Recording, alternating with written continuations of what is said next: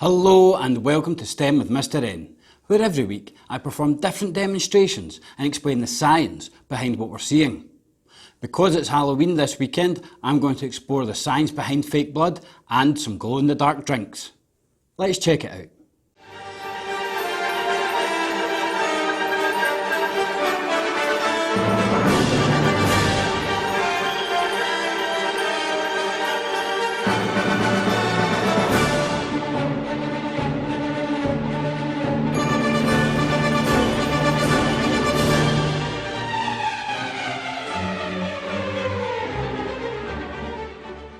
The first activity I'm going to do this week is explore the science behind fake blood as I try out some different fake blood recipes. The first thing about the blood I'm going to consider is its viscosity. The viscosity of a liquid describes how thick the liquid is and how quickly it is going to flow. So the first thing I'm going to do is test out 3 different liquid combinations to see which one flows most like blood. I've got a cup here which has 1 tablespoon of flour and 2 tablespoons of water. I've got another cup which just contains 3 tablespoons of water, and I've got a third cup which contains 3 tablespoons of corn syrup. The first thing I'm going to do with each of these cups is add 2 drops of red food colouring and just look at how it dissipates into the liquid. I'm then going to give all the liquid a stir just so it mixes up well with the red food colouring. Now that I've got my food colouring well mixed together with my different liquid options, I'm going to add 1/4 teaspoon of each liquid option onto this tray ahead of testing out the viscosity of each one. Now to test the viscosity to see how quickly or slowly each one flows, I'm going to slowly tip this tray up and away from me and watch how quickly the liquids roll down the tray.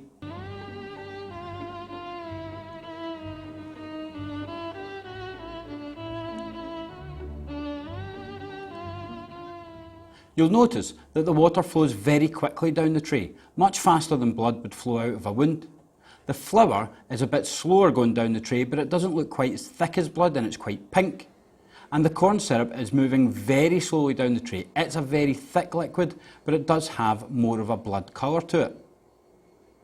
I think to get a good looking fake blood, I'm going to have to use a combination of each 3 of my liquid options. In this cup, I've got 1/2 tablespoon of flour, 1 tablespoon of water and 1.5 tablespoons of corn syrup. Now blood is always red, so I've added in some red food colouring already. When blood is carrying oxygen around the body, it is a bright red colour. When the blood has dropped off the oxygen at the different parts of the body and is returning back through the heart to get more, it is a darker red colour. When you look at your veins through the skin, they look blue, but this is because the light is having to pass through your skin before it reaches your eyes. But if you were to open up the veins, the blood is actually a darker red.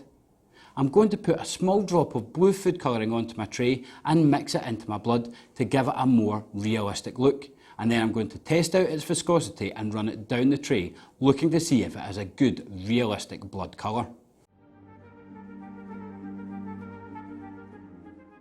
Blue food colouring is very strong.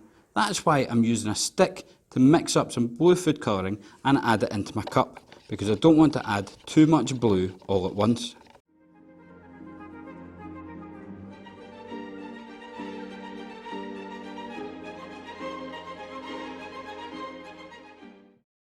That should hopefully now give my blood a more realistic look.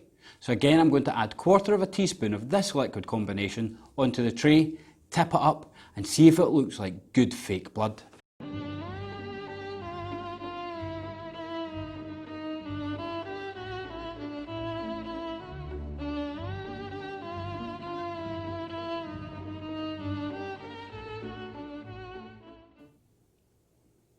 You'll notice it's got a darker red colour than the other combinations.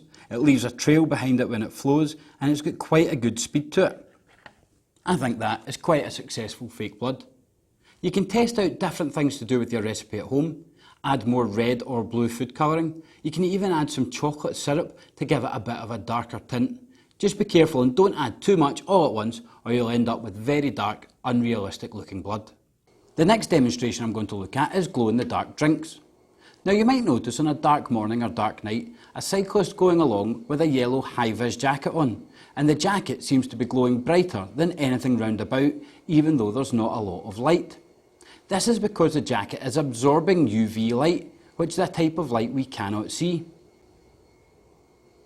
If you look at the UV light which is shining on this yellow band, you'll see it is making the yellow band glow much brighter than when the UV light was off. This is what happens with cyclist jackets. Scorpions also absorb UV light, and they can see UV light. A scorpion gives off a glow of UV light, and at night time, that is how the scorpion knows whether it is well hidden. If it can see some UV light glowing off itself, it knows it needs to hide itself better. If you're out in the desert with a UV torch, you can spot scorpions by shining it on the ground, and it makes the scorpions light up the night. I'm going to do a demonstration which is much safer than scorpions and safer than being out on the road. I'm going to look at glow-in-the-dark drinks. For this demonstration, I've got a cup of normal water here, a cup of tonic water, and I've got a UV torch. I'm going to have to turn the lights out, so I'll probably be really hard to see, but it will give us a much better effect with this demonstration. I'm going to turn on the UV torch and shine it on the cup of water. Now you can see the circle of UV light coming out of the torch, and we're getting a wee sort of greenish glow as the UV light reflects off the cup.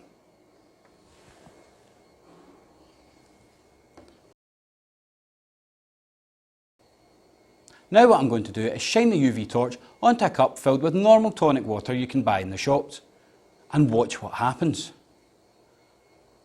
The tonic water gives off a really bright blue glow. This is because tonic water contains something called quinine, and quinine absorbs the UV light just like the scorpions and just like the jacket of a cyclist, and it reflects light back out. It's really fascinating because we can't actually see the UV light that it is absorbing, but under a UV torch we can see this bright blue light that it gives off.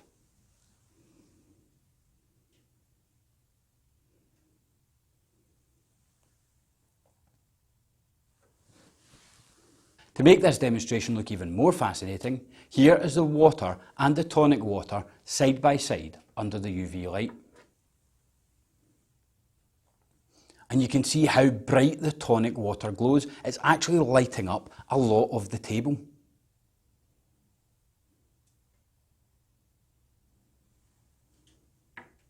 And for the last part of this demonstration, I've got a cup here with tonic water in it, and I've added in some red food colouring.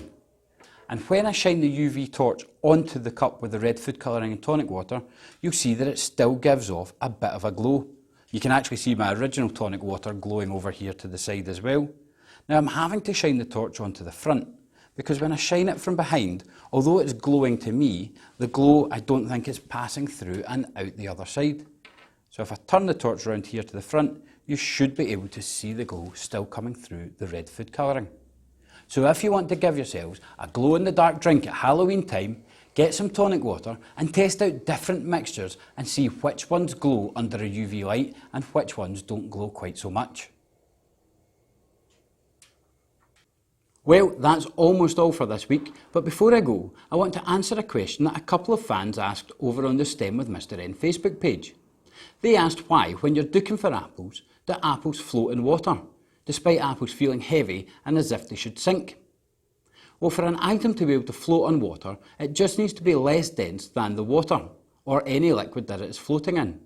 I did a video recently on density, and I've put a link in the description to that video. Now, apples are made up of 25% air. This means that the apples, although they feel heavy, have a lot less density than the water because of all of this air that is packed in the apple, and that's why you're able to go ducking for apples with the apples floating about and bobbing on top of the water. Well, that's all for this week. I hope you've enjoyed it. As always, I would like to take this opportunity to answer any science questions you have about any science topics at all. So feel free to email me at stemwithmrn@outlook.com, and I'll get back to you with answers to your questions. You can subscribe to the channel by pushing the button here, and I've added links here to the other STEM demonstrations I've done so far. This has been STEM with Mr N, having some Halloween fun.